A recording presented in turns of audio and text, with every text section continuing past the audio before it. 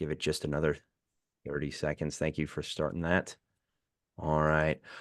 All right, let's go ahead and kick it off. Welcome, everybody, to the first annual 2023 Call Review Benchmark Report highlight show. This is going to be very exciting. I'm excited about it. I know Rob and Andrew are excited about it. We were just on the pre-call before this talking about, all of the very, very interesting data points that we can capture, right? I mean, if you think about everything that we've done over the last year to, improve client interactions with the call review technology, how we've changed, how certain systems in the platform work to better capture those data points, and the 84.5 million inbound calls that we tracked, analyzed, and put through our system, right? The amount of data that we captured through our AI models and everything that we did, that's what Andrew, 1.4 billion data points almost in a Yep. single calendar year.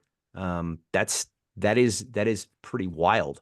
Yeah. And we're going to go through some of the highlights of what we saw in that data, both from the variable ops or sales side of the house and the fixed operation side of the house. And we've got Rob and Andrew joining me today to really kind of talk and lend some insights there.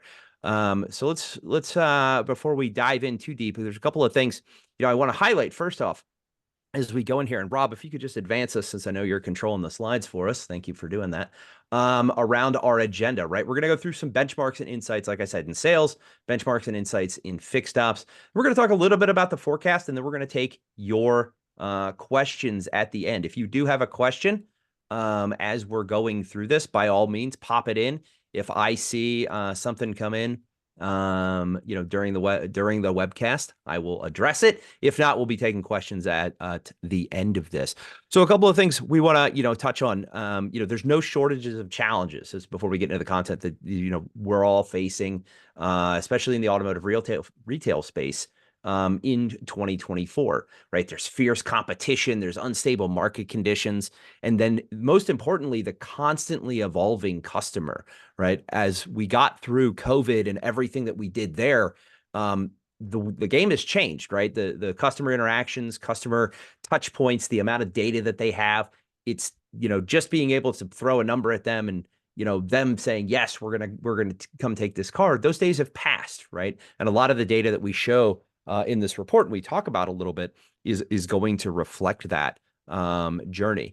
So before we get into the numbers and data, there's a couple things I do want you guys to know is these are benchmarks based on our data, not industry insights. So everything that we've pulled here is where we saw the averages of all of the dealerships that we work with. We did not do any sort of cohort analysis. It is every call that we took in with that, then with a fixed op lens or a variable ops or sales lens put into it. So go ahead, Rob, and advance, and let's kind of dive in here and take a look at what we saw with the sales area. So, and in the full report, we're going to send this out to everybody that's attended the webinar, and it will be available after early next week for download if you want to see the full data set here. So first off, we're going to talk about inbound call connectivity with sales and how we do that. But before we really dive in here, there was something that I brought up in the beginning. In dealerships, they've always reported that the phones are a continued pain point. Before we dive into the data on this slide, Andrew and Rob, I'd love to get your input on why we're still hearing that the phones are a big pain point in 2024 towards the end of Q1 here for a lot of the dealers that we work with. So Andrew, why don't you go first? Right. So thank you, Eric. So believe it or not, a lot of our customers are still saying that people just aren't answering the phones, right? So when we talk about phone skills and how you should be handling these calls, it really starts with step one of just answering the phone and getting that phone connected to the right agent. So before you can even talk about what kind of skills and tactics you should be using on these calls need to be connected and actually get to their agent. And like I said, believe it or not, we still have a lot of customers that struggle with that. So that's why call tracking is so paramount for them. Yeah, it's funny when you talk about that, Andrew. One of the things that we know for a fact that dealers spend a significant amount of money just to get the phone to ring. So it's no wonder that managers feel so strongly about making sure that the phones are answered. And while phone skills are important, they're critical to various different aspects of the dealership's operations. The fact is that if you're not getting the phone to answer, it doesn't matter how well you do on the phone because customers can't get through. So the more customers you connect, by default, you're going to have more opportunities, right? Then you improve on those skills so that you can maximize every opportunity. So super important that dealers focus on connectivity. Yeah, absolutely. And I was so excited to get to the data and everything that we captured that I completely forgot to do intros at the top of the call. So before we dive in real quick, let's just take 5 seconds each to introduce yourself. Again, my name is Eric Glass. I'm going to be your host and MC for today. I am the Senior Director of Sales, Engineering, Product and Product Enablement here at Call Review. And then I am joined by, I'm going to toss it, just go from my stage left over to stage all the way over there for Rob. Go ahead, Rob. So Rob Manuel, I am the Partner Success Manager here with Call Review. Anything regarding training, making sure to take the data to get the most out of it from our dealer's perspective, our OEM partner's perspective, I'm the guy. Nice. And then Andrew. Hey, so Andrew Diadio, I'm the AVP of AI and Data Strategy here at Call Review. So been here since October 21, I believe. So been here a little while, and interesting being able to oversee all of the data, intake that we're doing, all the insights we're extracting, our AI pipeline, and just really excited to be able to share with you guys some of the insights that we can extract and kind of show the value of call monitoring in general. Absolutely. Andrew is way better at math than Rob and I. That's what this entire exercise, this entire couple month project that we all worked on together proved is 2 + 2 Rob and I can do, but with the advanced calculations we need for this, we brought him in. So let's get back now and let's start diving into the data, right? So you guys both said something very interesting in different ways about, we're still hearing that pain point around dealers, having challenges with the phone. And I think, Rob, Andrew, you said it, that, people are still just not answering the phone at the dealership. And then Rob, you also said it, that's one of the biggest things. But when they do answer the phone, I think what we're seeing in the data, right, is this is the first step a customer's taking on their buying journey with you. So if that all of a sudden you're not connecting that phone call, or they're not making it to the right agent, you can see there that first stat on the page is only 34% of connected calls in variable ops sales only reach the attended agent. That leaves 66% of the calls on the table. And for what you just said, Rob, it takes a lot of money to get somebody to call into your dealership and put that marketing out there, spend the Google, the Facebook ad dollars, the TikTok ad dollars, whatever it may be, the local papers, the dealers.com, right? All of those different things. And for only 34% to get connected, that's pretty wild to me. So Rob, what are some of the factors you think that lead customers to not connecting with the attended agent that we're seeing and the cause for that number? Yeah, really two come to mind. One is something that I think dealers are facing across the country, and it's staffing challenges, just personnel, right? It's harder and harder to not only recruit people, but to maintain them, especially if they're really good, because they want to try other things. So we know that dealers are facing that, and that is something that we would be remiss if we didn't mention that. But one of the larger issues that we're seeing, and it has to do a lot with internal processes, is agents not being available, right? So I'm calling into the dealership, I'm looking for Robert, but Robert's doing all of these other things. He's on the sales floor, he's out doing test runs with customers, and dealers not having a process in place that someone else can then filter or take that call, right? So like not having an emergency maybe manager or someone who's like, you know what, Robert's not available, but I'm happy to answer any questions that you might have. Just simple processes like that would help with overall connectivity and really minimize the frustration that customers are feeling. And because to your point, Eric, at some point they're going to just go somewhere else. There's too many options now, and we just don't want that for our customers. Sure.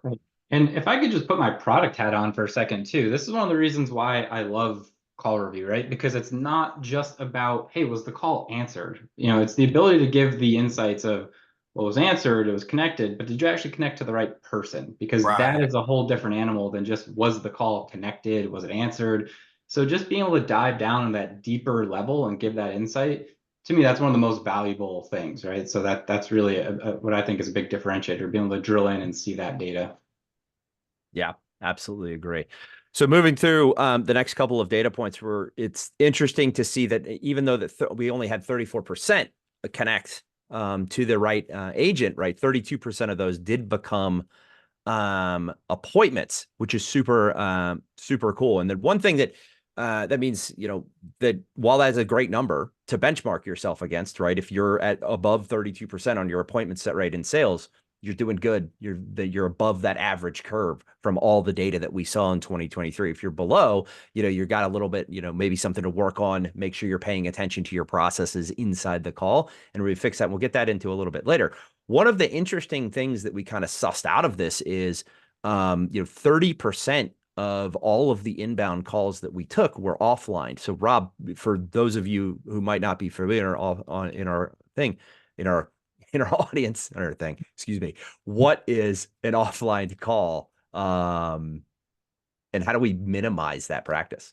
Yeah, so years prior to, because it's funny that you use the term practice, right? So an offline call essentially is where an agent at the store ends the conversation prematurely with a promise to follow up with additional information, right? So it might sound something like, oh, you know what? I physically need to go look at the car. Let me get your name and your number and I'll call you right back, right? And the fact that you said practice is really critical, because 20, 30 years ago, offlining was a practice that was used to get customer information, right? So that they could put it in the CRM. So they would purposefully do that in order to get the name and telephone number. The problem now is that technology has impacted the way customers do business. So when I look at Honda dealer near me, I'm going to just do that directly from my smartphone, right? I'm on my iPhone, Honda dealer near me. It's going to give me several options, and I'll click to call whichever ones I want to talk to. So when I hang up with one, the next option's on my screen. Mm-hmm. They may very well say, yep, you know what? We have it in stock. They might lie simply to get me into the door. So when you think about offlining, if a dealer were to actually audit their call data and physically listen to it, they could see, okay, is this because my team maybe doesn't have the tools or information needed to answer those questions? Or is it something that they truly did need to end the call? And even if they did, you got to set up some type of practice, some type of tentative appointment after that. So, hey, Eric, you know what? I do physically need to go look at the car to make sure that it doesn't have any smoke stains on it, but I'm going to call you back in 5 minutes. Right? Can you be available for me? Or even better yet, transfer it to your cell phone. So there's some strategies we talk about at Call Review, but keeping that true opportunity on the phone, dealers, they just have to do it. It's just important. Yeah, I think it's real interesting that you said that. And one thing we always look at is the amount of broken promises, especially when we're working on with our AMs and our phenomenal account team here. And Andrew, to your point, it's one of the reasons I love and I came to work here, is just the amount of data that we collect is super interesting to be able to then walk into a dealership and analyze that and then change and move the needle. I think is really cool. And as we're trucking along here, let's talk real quick about call durations, right? So when you guys look at call durations and you get the full report and take a look at it, we do have this broken down by department on what there are. This is all the variable ops that we see that we saw in 2023. So it's very interesting to me, and I want to get y'all's opinions on this. Is our average call duration that we saw in sales was 5 minutes and 13 seconds, but with an appointment, we were at 5:04 with that appointment set, but an appointment not set. So that's been we talked about this during the breakdown of the report. Is this has changed a little bit over the last couple of years, where shorter call times were sometimes securing appointments, and then longer call times are sometimes longer call times were usually better at securing appointments. But now it's come down a bit, and we're seeing that the shorter times are now securing appointments with that. The spread's still pretty even. But Rob, what's your take on why we're seeing that trend inside of there? People and then technology, right? So picture the scene. Step over to Macedonia with me. When you're using Netflix, Hulu, Disney Plus, whatever streaming service you're using, you want it instantaneously. You don't want to wait. And the second it starts to buffer, it takes longer than 3 seconds to load. You might even exit back out and try again. So technology has really impacted the way that customers do business. But another thing too that it's done is it's made people more informed than ever before. So I can get information instantaneously, where I used to have to, in high school, go to a library, get information. I can do it from the comfort of my home. So now they're more informed, they feel more powerful, and they usually know what they want. They just want you to be a source of information and answer their questions. Sure. So the more that dealers are doing that, that's really the determining factor. Being that resource, that's really been the determining factor in securing the appointment. Right. Yeah, and I think to add to that, to Rob's point there too, is we think that the average person that's calling in, they're going to have the information about that car at their disposal, right? Or whatever vehicle they're interested in. It's all available online at this point. So Yeah. you don't need, I will say on average, you don't need a salesperson to walk you through all the features and functionality, because if you're a more informed caller, you have that information going in ahead of time, right? So you don't need to spend maybe 10, 15 minutes discussing the features, different trims, different options. You already have that and you're calling in because you basically want to see that car. Two other things that I do want to point out about this is obviously appointments not being set, a little bit of a higher, duration on the calls. That's going to make sense too, because what we've seen is when we talk about not connecting to the right agent, right? We talk about a receptionist answering, putting you on hold. You wait for 5 minutes to get to that agent. Maybe you just end up hanging up, or maybe you don't get to that agent because the receptionist comes back after 5 minutes and says, oh, they're not available, right? So there's going to be all those non-appointed calls that just take a little bit of time, and they're going to push that average up. So there's that goes into it. But the last thing I want to mention too, that I actually kind of like and think is a positive with this, with these numbers, is that we look at the average duration for appointment set. It is lower than the average in the non-appointed call, but it's not dramatically lower, right? So what that tells me is that we don't have pushy salespeople that are trying to be overly aggressive and just basically say, come in for the appointment. When can you be there? When can you be there, right? So it's a delicate balance. You want to be firm and assertive with trying to get that appointment. You want to always be driving for that appointment, but you don't want to be pushy and making that customer feel like you just want them to show up so you can pull the wool over them and sell them a car that they don't necessarily want, right? So taking that time but also driving for it and being assertive, that's a good thing, right? I'd be actually concerned if I saw the appointment set on average was like 1 minute, because that would tell me that we have people really just pushing really hard, really fast to get in. And the net of that would be we probably don't even set a lot of appointments, right? You set appointments fast, but you don't set a lot of them. So it's a fine balance. And this number actually looks pretty good to me when I look at it. Yeah. And I think, the biggest thing too to take away from this is, and Rob, you said it at the top of the section, is let's, as dealers continue to look at these and look at these numbers and look at their own numbers compared to what is in the full report, make sure that you're constantly evaluating these calls and you're having processes and you're working in an iterative fashion, right? This is not a one and done thing. This is something that should be reevaluated, and make sure that not only you as the GM or the owner, but your teams, your directors in sales and in your services departments know, where your stats are and what their teams are doing all the way down to the individual level, and make sure that you're presenting those coaching opportunities. So Rob, let's talk a little bit about the next set of stats here. Thank you for advancing. Is that I found personally pretty interesting, right? Is, if we thought about, there's a 34% of the people that connected to the right agent, I mean, 66% were not. So we took a look at that 66% and some of the interactions that we were having in there. And we found that 60% of the people left a voicemail of that 60%, and 40% didn't, which I thought was a pretty, it's not exactly even, but I'll take those odds if I was in Vegas, any day. So Andrew, what do you think some of those factors are that are leading to that 60% of leaving a voicemail? Because I know that's, I very rarely will leave a voicemail. To Rob's point, just move on and call the next one. Right. Yeah. And I think, two things there. Like you said, 60-40, not quite 50-50, but it's getting pretty close, right? Like, would you be comfortable as a dealer knowing that people that are hitting your voicemail almost 50% of the time, they're not giving you any indication of why they called? Right. I know I wouldn't. Right. So it just kind of highlights the importance of getting these calls connected, because that 40% kind of becomes a black hole. And never mind the fact that, the 60%, are you even calling them back? Right? Are you checking your voice? Do you have a process to, to check those voicemails and call back and act on them?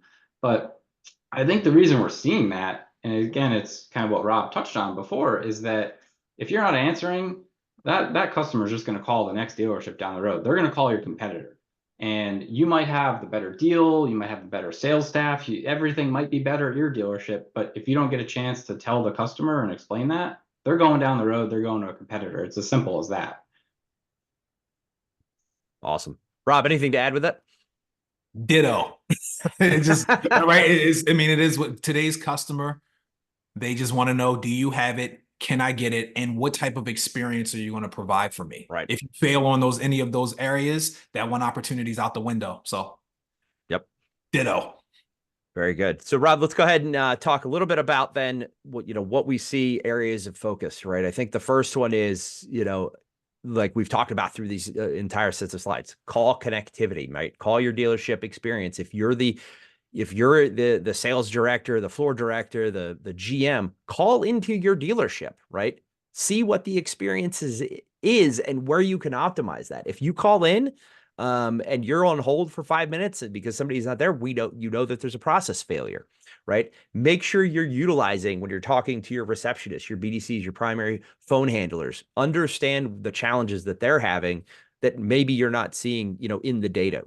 We're here at Call Review. We love data, but still, ultimately, this is a people business, right? And you're going to have to talk to your people that are running these processes to make sure and validate what the data is telling you. And then I think that one of the biggest things is utilize those warm transfers, right? Monitor voicemails, make sure that we're following up and make sure promises are being kept. And then also leverage any type of tool that you have that gives you this data. And then Rob, I'll let you take number 2 there. Yeah. So customer offlining, right?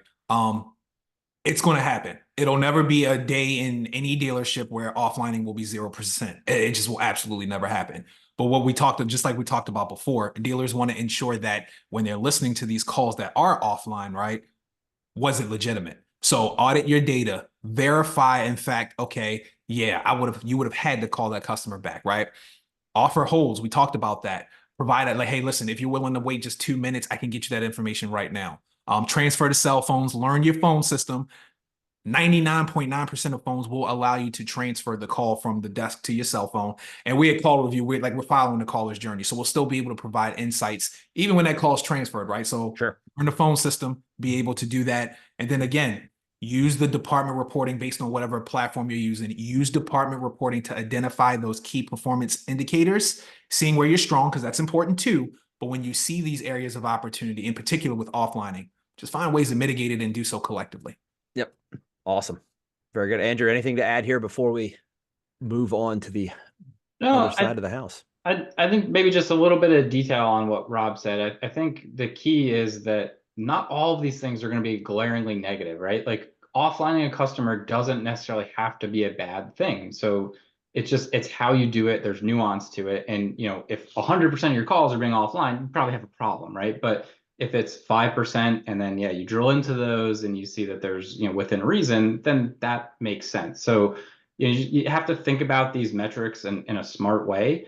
And, always be, as Rob said, audit your practices, right? Like, are you offlining for the right reason? Because once you hang up that call, you can't take for granted that you're going to be able to get that customer back, right? You might have had this great conversation and you say you'll call them back, but hey, guess what? Maybe they still called the competitor down the street. They got a deal. They're on the lot over there and they're looking at a car they purchase. So you can't take that customer for granted. That connection is golden and you have to try to maintain it. But not necessarily the end of the world if you have to offline a call, for example. Right. Completely agree. Awesome. Well, that covers, some of the highlights from what we saw on the sales side of the house. Let's go ahead and jump into our fixed op side. Now, as we get into this, fixed ops has a very different mission than what our sales brethren does on the front end of the house, right? So this data set is a little bit more, I don't want to say exaggerated, but we're going to see a lot higher connection rates right here. So the first data point jumps out at me immediately, which is 62% of those fixed ops calls reach the right agent, and 87% become appointments. So before we dive into that 80%, what do you guys think? Without stating the obvious, we know that fixed ops when we went into this, we knew fixed ops would see a better connection rate. But what are some of the things that you guys both take away on why the fixed ops side is seeing better than the sales? Right. Well, I mean, I think to your point, Eric, I think the most obvious thing is fixed ops has the advantage of the majority of the time you're calling about your vehicle, right? Yep. So the majority of these calls are going to be you're calling in the service department to, schedule something that you have to do for your car, or in some cases your car's already there and you're calling to check in on the status of it, get pricing, get an update, get a quote. So as a customer, the unfortunate reality is that you kind of have to wait and be patient, and you're more likely to reach your intended agent because you're going to stay on that call. If a receptionist answers and says, let me get that service advisor, and then you have to wait 20 minutes, the unfortunate reality is you're going to wait that 20 minutes because you need your car back, right? Or you need to pay for your car, you need to get your car. So in fixed ops, again, it's a little bit of a different animal because that customer is calling for a fundamentally different reason. Sure. Now, my personal belief is that that doesn't mean that you should just, as a dealer, rest on your laurels and say, oh, they're always going to have to wait. Like we're anticipating there will be increased pressure on the server side to provide better experiences, whether that's on the phone or the actual in-person experiences. But we don't want to take those customers for granted, right? Because a customer can start taking their vehicle to another location for service. And, if they have a couple bad experiences or even one bad experience, they will do that, right? So it doesn't surprise us that these numbers are better. But I think the unfortunate reality is that they're better because the customer is in that position where they're willing to wait versus fixed ops kind of running like a tighter ship and actually staffed up and answering these calls really quick, right? It's more of that customer behavior, I think, that's driving this. Right. Yeah, and you mentioned service, but parts and body shop really is no different, right? So with the parts department, though, maybe retail doesn't get these type of calls often. Wholesale is a big deal. So when you're dealing with an independent shop, certain parts you have to get from the dealer. They can't go to Advanced Auto Parts. They can't go to O'Reilly, right? They have to get them from the manufacturer. So you're going to see that in the parts department, and the body shop is similar. Same thing when it comes to needing parts. Same thing when it comes to someone wrecked my car. I need to get it in, dealing with insurance companies. So by default, will be more patient because they don't have a choice, or their choices are limited, rather. So we'll definitely see that in fixed ops. Yeah. I think it's also interesting too. We saw the average call durations again, not completely off what we saw in sales, but everything has kind of shifted down a little bit and is almost is exactly 60 seconds less. Where we saw the appointment set average in sales at 5 minutes and 4 seconds. We saw the appointment set average in fixed ops at four minutes, right? Which is pretty interesting as we come down there. As we look at that data, but one thing I want to focus on is going back to that 87% real quick, Rob, is that's still a 13% miss rate. Right. You're not capturing 13% of those appointments. And you mentioned something a little bit, going to O'Reilly or going to Jiffy Lube or even calling another competitor's dealership. What are some of the things that you can do as a dealer that would help you capture more of those appointments, right? Or is that just natural attrition based on, your experience? Yeah, so it's funny as you say that. Like I lived this for 13 years, right? In fixed operations, Why I not said only, yeah, right. I was the first advisor you saw when you pulled into the lane, right? So all those customers came to me. Phones were ringing off of the hook. We didn't have any additional resources like an IVR or a BDC. We simply didn't have that. Sorry, we simply didn't have that information. So because of that, it just was calls that I was going to miss. So one of the things that dealerships want to go back to, and they'll always find it has to do with people or process, is you want to go back to your phone processes, right? So if you have your service advisors who are also responsible for setting appointments, you're going to have challenges with securing more appointments. It's just that simple. Sure. Advisors are going to struggle with doing both. So now, no, we're not sitting here telling dealers go hire a bunch of people because we know that resources aren't infinite, right? But look to see perhaps you have additional resources within your store. You have great phone handlers that could process those type of calls. Yep. So you can train them to do that. But also look at some other solutions like leveraging an IVR. See about maybe a BDC, whether it's internal or it's virtual.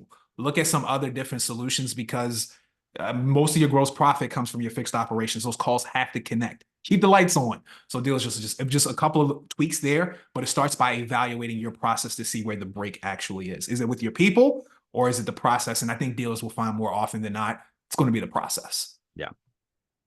Interesting stuff. So let's go ahead and advance the slide real quick. And what we see with, when we talk about voicemails, we saw the needle move a little bit further apart here, right? And I think this lends itself, and I don't want to belabor the point on this slide because we already touched on a lot of the things that we saw, but Andrew's point I think holds true here in this slide is, you are, for the putting it crassly, your car is at the dealership most of the time, right? You're calling to figure out what is going on with your car, so you're even more willing to leave a voicemail in this regard.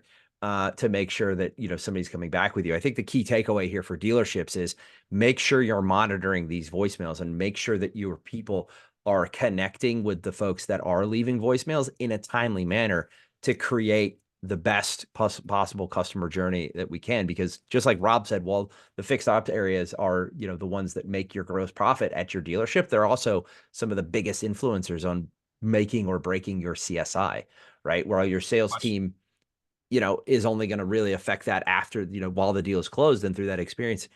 After the fact, I think about all the times that I'm at my dealership, for maintenance and things like that, and how much I'm interacting with those folks. So make sure you're monitoring those voicemails, make sure your people are following up with the ones that are leaving voicemails and answering the questions that are being left.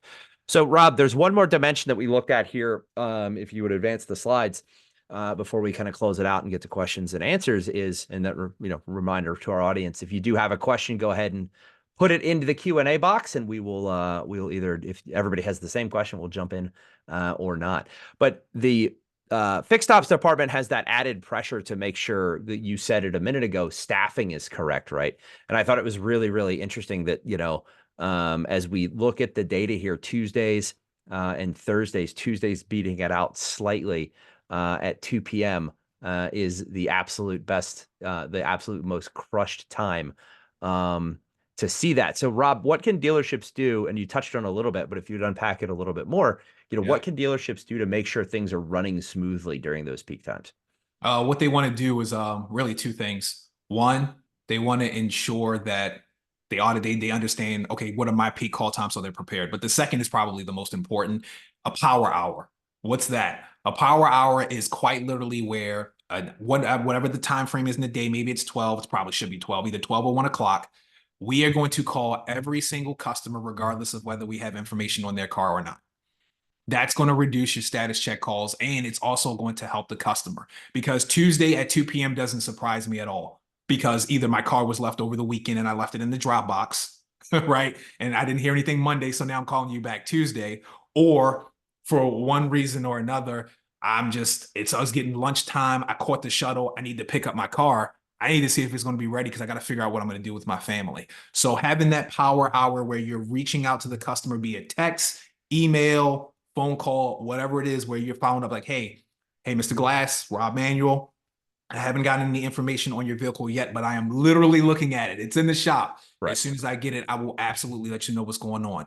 That's going to reduce the status calls by far, but it's also going to enhance the customer experience. Your customers will absolutely appreciate it. Sure. Awesome.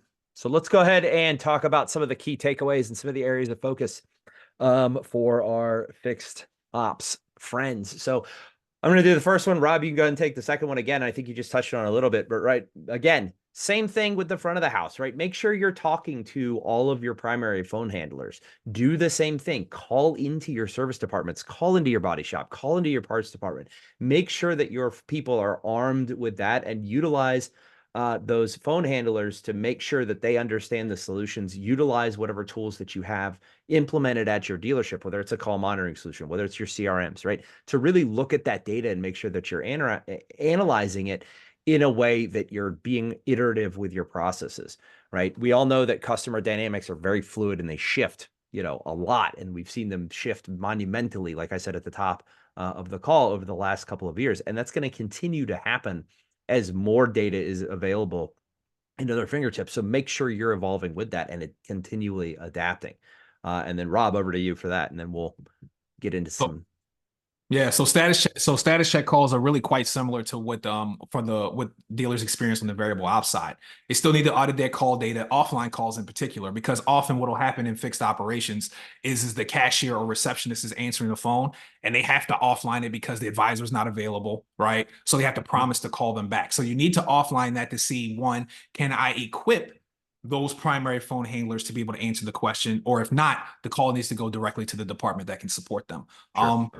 Again, holds, customers in fixed ops are far more willing to hold if you give them the chance to let them do that. And then really just leverage the information, leverage the data. And we know that data alone doesn't change people. That's true, but it at least shows you where you need to go. So leverage the data, use it effectively so that you can prepare your teams to support your customers. Right. Totally agree. Andrew, anything to add here before we? Yeah, I think one thing with status check calls in particular that we don't always talk about is that there's a price you pay for that, and that might not be an immediate price, but if a customer is constantly calling to find out where their vehicle is, eventually that customer is going to stop taking their vehicle to you for service, right? If that continues to be a pattern of behavior that they see from that particular dealership, they have the freedom to go somewhere else. So again, it's that whole concept of don't take these customers for granted. Don't feel like just because you have their vehicle there, they bought it from you, that locks them in and like you have them held hostage for the rest of that car's life on the road, right? So you got to be responsive.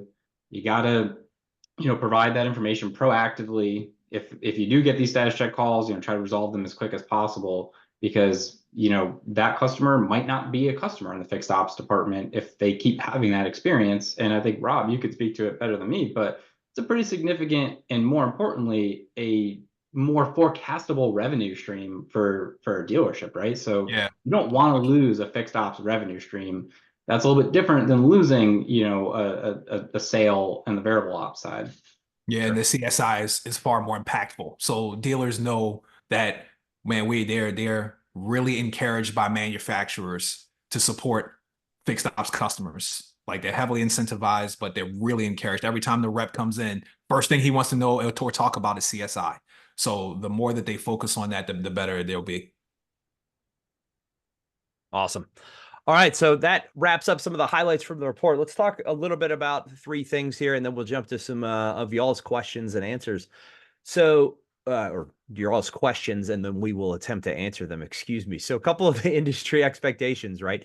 I think we're going to see, a little bit slower market growth. And Rob, you can jump in here and add color, and Andrew, of course. But higher interest rates and declining inflation, right? We're seeing those interest rates stay really high. It's really, I know I was talking to the GM of my Toyota dealership. He's trying to get me to step into a newer Sequoia. And I told him if he can't match the interest rate I have that I got 2 years ago, that it's not going to happen. Which he can't do it. Yeah. And consumer debt has continued to grow. And then sales growth will be weak compared to the last few years as we get back to normal. So Rob, what does back to normal mean? Right. So back to normal, back to pre-COVID levels, right? So everyone was petrified when COVID happened, but dealers saw some of the best growth, some of the best sales ever during that period, right? But things are beginning to normalize because of just market conditions. And it actually goes back to what Andrew had mentioned before, where we need not just the traditional order taker, we need salespeople, right? Someone that's educated on the product, that's able to talk to customers, to encourage the appointment and get them into the door. So that's what they mean by normal. Not that it's going to be bad. It's just going back to what it was before COVID. Sure.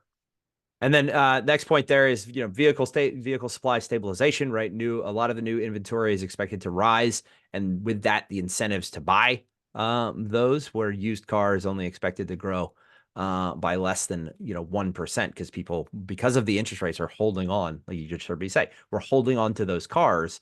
Yeah. Because it's harder and harder to find an interest rate and step into that larger payment. And then the oh so embattled EV market, right? Where manufacturers are all looking to increase sales across the board and figure out new ways and tactics. And I'm going to steal a story from our sales.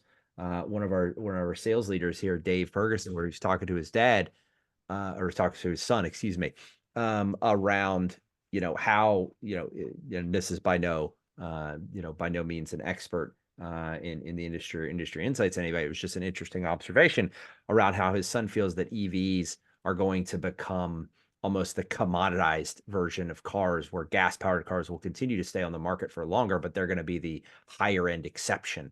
you know, if you want that. And I think the biggest challenge is that second bullet, right? Customers need to be convinced of the benefits of an EV. You know, it's one of those things where you do, to your point, Rob, actually have to have a salesman walking through not just the benefits, but the value of owning that EV. Not just is there, and you have to teach your not only your salespeople, but your technicians have to be trained because it's a totally different beast, right? When I go sit in my neighbor's Tesla, and I'm like, oh wait, there's no normal stuff in a car in here. And then, you know, when all of a sudden somebody calls and says, we're going to do maintenance right now and updates their car in real time, that's something you have to train your techs on how to handle those type of things, which I think is going to change the market dynamic again. And then as other technologies are introduced. So let's go ahead and thank you, Rob and Andrew, for reviewing that data with us. Let's take some questions and answers from our audience. So first one is, I'm going to kind of grease the wheels a little bit here. And you know, what is both of your number one takeaways from the report and all of the data that we put together? So I would just say for me, I think the number one takeaway is just the amount of callers or calls rather on the variable ops side that they're not connecting to the right agent. And then what happens after that, right? And we saw that stat that we're becoming dangerously close to a coin flip of that person just doesn't even leave a voicemail and you have no idea. So to me, if I was a GM or dealer principal, that would be a focus area of this giant black hole of people that are expressing interest. They are picking up the phone and calling me. I'm not connecting them to the right person. And then they're not even telling me why they called, right? Maybe they were, you know, cash in hand, ready to buy something. Maybe they want to finance it. Whatever the point is, like I have no idea now. And it's gonna be very hard to get that person back, right? So to me, that's actually one of the most glaring kind of gaps that I feel like we're showing in this data. Sure. Yeah, and for me, it's interesting how, despite the advances we have with technology and the ways that customers could communicate with the dealership, when it all boils down, they're still choosing to call. That's really telling, right? It's just something about human interaction. It's not going anywhere.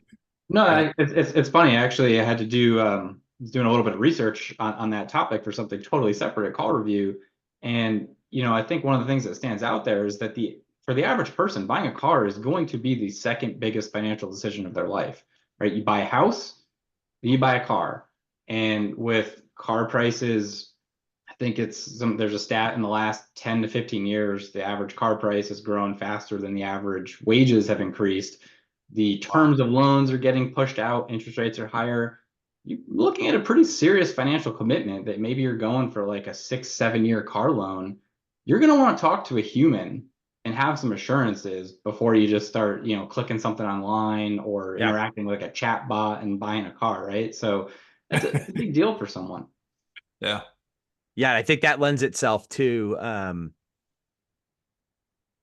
lot of what we're seeing in the data, Andrew, is, you know, make sure that my biggest takeaway is, we've said it multiple times, is make sure you're looking at the data, right? If you don't have a call monitoring solution in place, you know, take some steps to see what you can do to just improve your dealership. Because I think it's going to be a major part as the industry continues to shift and as customers' expectations increase and need those assurances when working with your dealership, right? Being able to monitor those interactions in real time and, you know, be alerted to maybe when things are going sideways and stuff like that is going to play a big deal. I think one of my biggest takeaways, and it's on our favorite stats section when you guys get the full report, and everybody in attendance today will get a copy sent directly to them.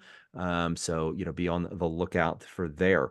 And then my biggest one was, you know, of all the calls, and this one is very encouraging to me, right? Of all the calls that we tracked, you know, 56% of the agents that we're working with did get partial information, right? So people are starting to, you know, buy into the system and they're starting to work on it.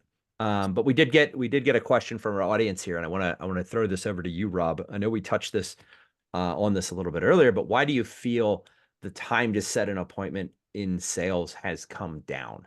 versus, what we would have expected. It may be going up a little bit with our comments around how we need people to sell again. No, yeah, it's a good point. So years prior, customers didn't have the level of information. As a matter of fact, information was kind of withheld, right? Not to be mean, but just was a way to try to entice the customer a bit more. But Andrew highlighted it well.